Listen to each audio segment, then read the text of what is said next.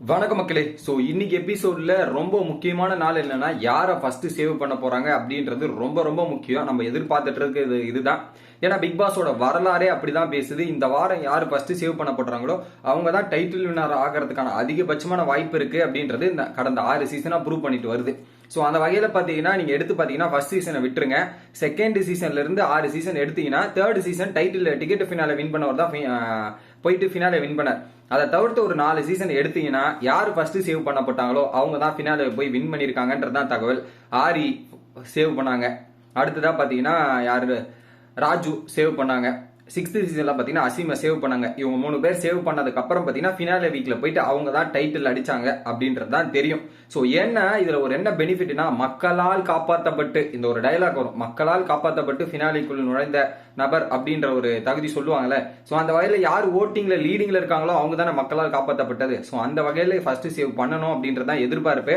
இந்த ட்விஸ்ட் இந்த சீசன்ல நம்ம எதிர்பார்க்கறது எதுவுமே நடக்க மாறுது. இதுலயும் எதனா ட்விஸ்ட வச்சு இல்லப்பா நாங்க அப்பெல்லாம் பண்ண மாட்டோம்பா, இந்த வாட்டி நாங்க டைரக்டா எலிமினேஷன் கேம் தான் விளையாடுவோன்ற மாதிரி எலிமினேஷன் எடுத்துட்டு போய் விளையாடிடுவாங்களோ அப்படின்ற ஒரு டவுட் இருந்தது.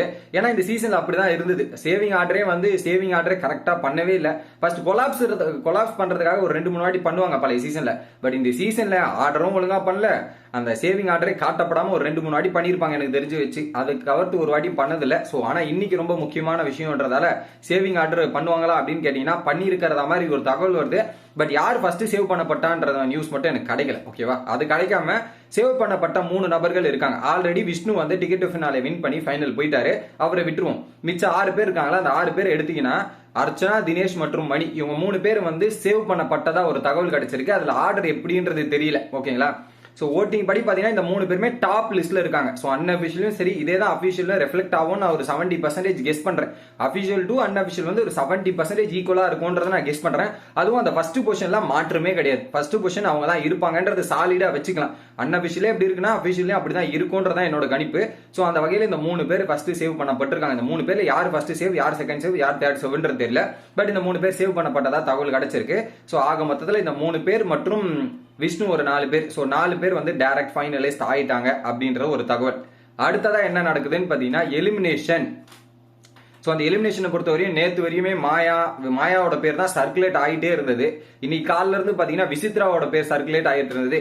என்ன ஒரு திடீர் மாற்றம்னு பாத்தீங்கன்னா ஓட்டிங் வைஸ் பார்க்கும்போது விஜயவர்மாக்கு மேல மாயாக்கு மேல மணிக்கு மேலதான் விசித்ரா இருந்ததா அபிஷியல்ல ஒரு தகவல் பேசிட்டு இருக்காங்க. ஓகேங்களா, அந்த கேட்டகரியில் என்னன்னு பாத்தீங்கன்னா ஃபர்ஸ்ட் விஜயவர்மா எலிமினேட் பண்ணணும்னு நினைச்சா அவங்க எலிமினேட் பண்ணல. ஏன்னா மாயாவுக்கு ஒரு ஆதரவு தேவையில்ல, மாயாவுக்கு ஒரு சப்போர்ட்டா இருக்கிறது விஜயவர்மா நல்லா சொம்படிக்கிறார்ல, அதனால வந்து ஹோல்டு பண்ணி அவரை வச்சிட்டு இருக்காங்க ஒரு பக்கம் அவரை.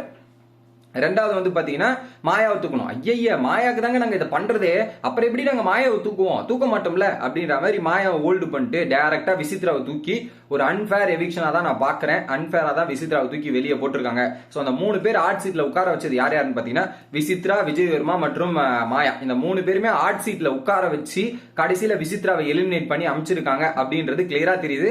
நமக்கு செகண்ட் ப்ரோமோலையும் அதுதான் ரிஃப்ளெக்ட் ஆகுதுன்னு பாத்தீங்களா. பணப்பட்டி எடுத்துட்டு போயிருக்கலாம், இண்டு கொடுக்குற மாதிரி பல விஷயங்கள் நடந்ததுல. சோ விசித்ரா எலிமினேஷன் என்ன பொறுத்தவரை இது அன்ஃபேர் அப்படின்றதான். ஏன்னா ஓட்டுப்படி அவங்க லீடிங்ல இருந்ததால சோ அவங்களும் தப்பு பண்ணிருக்காங்க. ஆனால் இந்த எலிமினேஷன் அக்செப்ட் பண்ண முடியுமான்னு கேட்டீங்கன்னா என்னால அக்செப்ட் பண்ண முடியாது. ஏன்னா ஒருத்தருக்காக பல பேர் பலி கொடுத்துக்கிட்டே இருக்காங்க, பலியாடு மாதிரி யூஸ் பண்ணிட்டு இருக்காங்க அப்படின்ற மாதிரி தான் எனக்கு ஃபீல் ஆகுது. போன வாரம் ரவீனாவை யூஸ் பண்ணதா இருக்கட்டும், விஜயவர்மாவும் மாயாவை காப்பாத்துறதுக்கு போன வாரம் வந்து ரவீனாவை யூஸ் பண்ணதா நான் பாக்குறேன். ஓட்டிங்ல ரவீனாக்கு இருந்தது, விஜயவர்மாக்கு அவ்வளவு ஓட்டு எப்படி வருதுன்றது எனக்கே ஒரு பக்கம் ஷாக்கிங்கா இருக்கு. சோ இந்த வாட்டி பாத்தீங்கன்னா இவங்க 2 பேரும் காப்பாத்துறதுக்கு விசித்ராவை யூஸ் பண்ணிருக்காங்கன்றது எக்ஸாக்டா தெரியுது மக்களே. சோ இப்படி இருக்கிற நிலைமையில என்ன வேணாலும் அவங்க ஃபினாலில பண்ணலாம் அப்படின்றது தான் நிதர்சனமான உண்மை. ஓகேங்களா, சோ இந்த 3 பேர் ஆட் சீட்ல உட்கார வச்சு ஒருத்தர் தூக்கி இருக்காங்க. பட் சேவிங் ஆர்டர் வந்தவொடனே நான் கன்ஃபார்ம் பண்றேன். இது பத்தி நீங்க என்ன நினைக்கிறீங்க அப்படின்றத கமெண்ட் பண்ணுங்க. வீடியோ பிடிச்சிருந்தா லைக் பண்ணுங்க.